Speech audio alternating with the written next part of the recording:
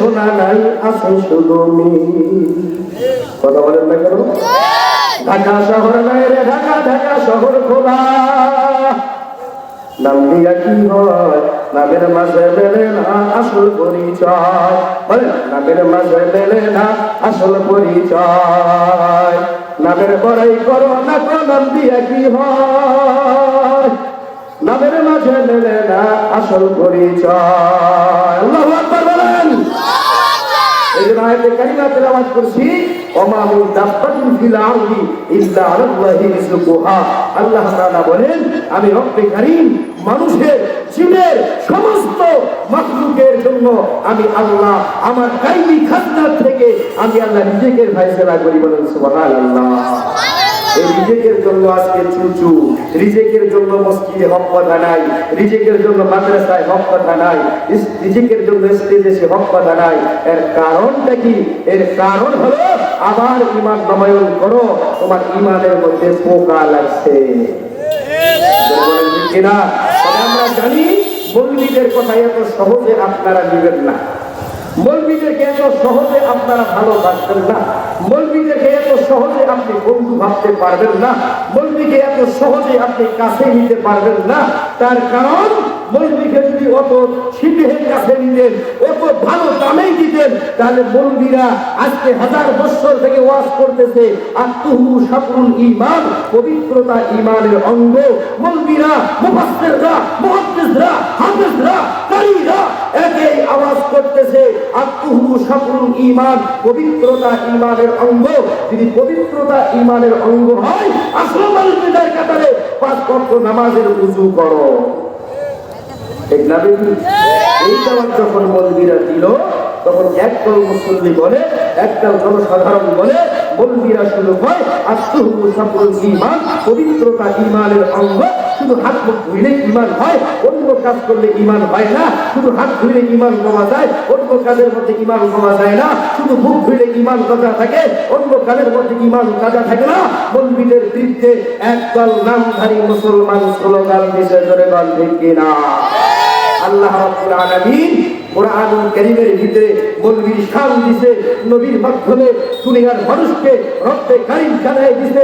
বিশ্ব নবী ঘোষণা করেছেন, ইন্নাল উলামা ওয়ারাসাতুল আম্বিয়া, উলামায়ে কেরাম হলো আমি নবীর ওয়ারিস। উলামায়ে কেরামকে যারা মানবে আমি নবীকে মানা হবে, উলামায়ে কেরামকে যারা মানবে না আমি নবীকে মানা হবে না। উলামায়ে কেরামকে যারা বিচ্ছিন্ন করবে আমি নবীকে বিচ্ছিন্ন করা হবে।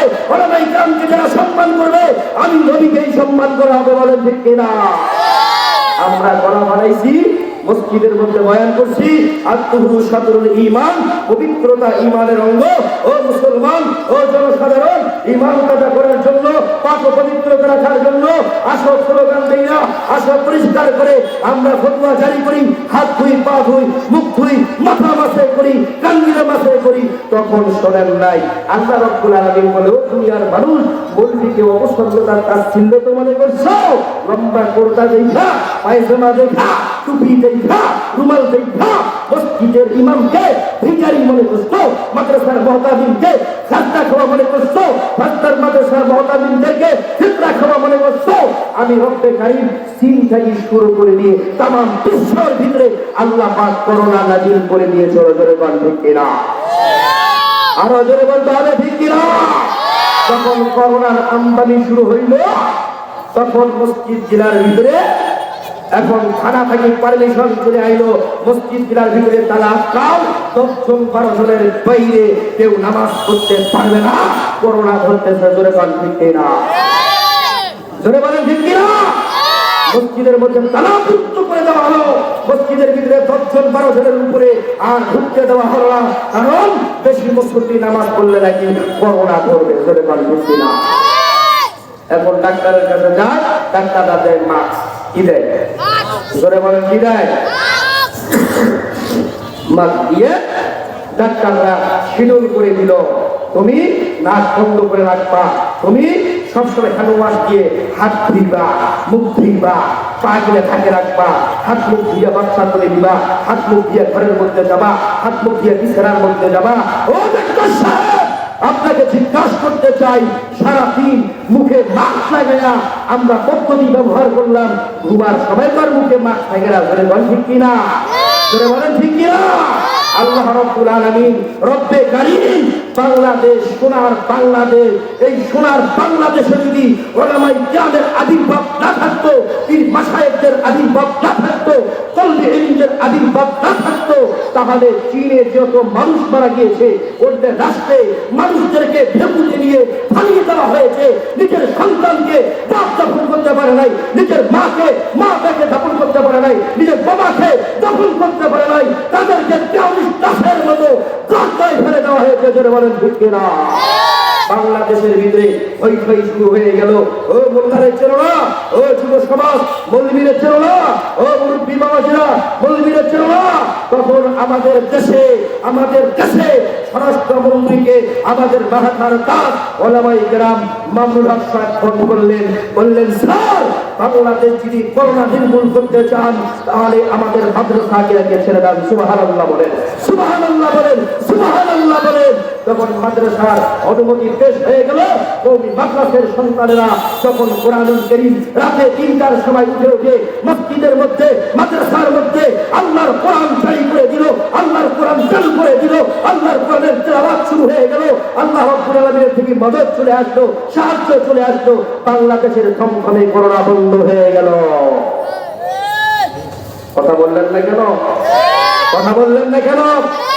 জনসাধারণ মুরব্বী বাবাজিরা কথা বললেন না কেন? এই বাংলার জমিন নিয়ে তামাশা চলবে না। বাংলার জমিন ভণ্ডদের জন্য হয় নাই।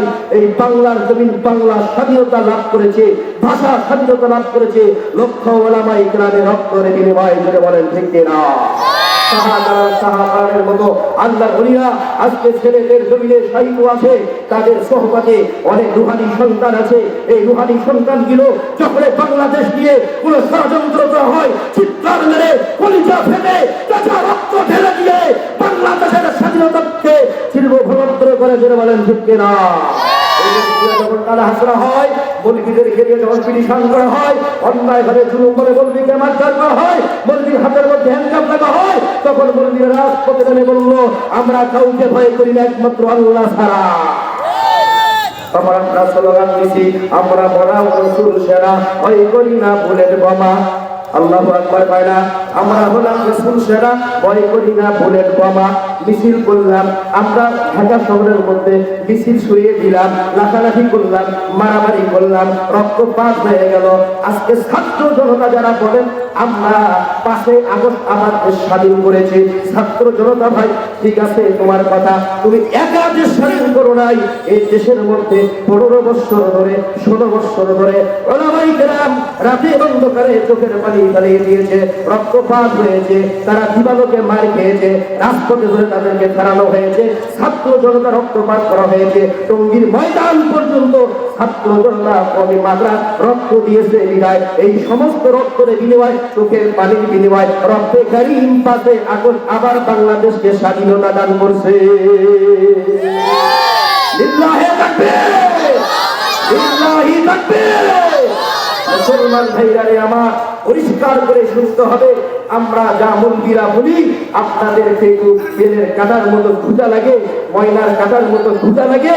বুঝতে হবে এ দেশের একমাত্র বন্ধু হলো বলবি, এ দেশে একমাত্র আমার পরিবার হলো ওলামায়ে কেরাম, এ দেশকে একমাত্র সত্যের দিকে পরিচালিত করতে পারে ওলামায়ে কেরাম। যারা বলেন ঠিক কিনা? এই জন্য আমি আপনাদেরকে বলবো, আজকে মোদের আর মাত্র কয়েকদিন সামনে আমাদের শুভ দিন। এতদিন আমরা সকলের শাসন দেখেছি, এখন আমরা নতুন এক শাসন দেখতে চাই, আল কোরআন। কথা বলে না? এখন নতুন শাসন দেখতে চাই, আল কোরআন। জোরে বলেন ঠিক কিনা? এই জন্য আমাদেরকে প্রস্তুতি গ্রহণ করতে হবে, সিরা টান করে ধরে রাখতে হবে। সিরা আর মুড়িয়ে রাখার সময় নাই। মৌলবীরা এতদিন মার খেয়েছে, মৌলবীরা অপদস্থ হয়েছে, মৌলবীদেরকে রাজপথে ফেলে পিছিয়ে দেওয়া হয়েছে, মৌলবীদের কলিজার উপরে বুলডোজার চালানো হয়েছে। আমাদের ছাত্র জনতাকে রাজপথে ধরে ধরে মারছি, আমাদের ছাত্র জনতাকে রাজপথে ধরে রক্তপাত করেছি, আর রক্তপাত করতে আমরা দিব না। আর মৌলবীরা মার খাবে না। এখন মৌলবীরা জবাব দিতে শিখেছে, এখন মৌলবীরা জবাব দিবে। মৌলবীরা শুধু মার খাবে না, মৌলবীরা জবাব দিবে, মৌলবীরা কঠিন জবাব দিবে। ইহুদি নাস্তিক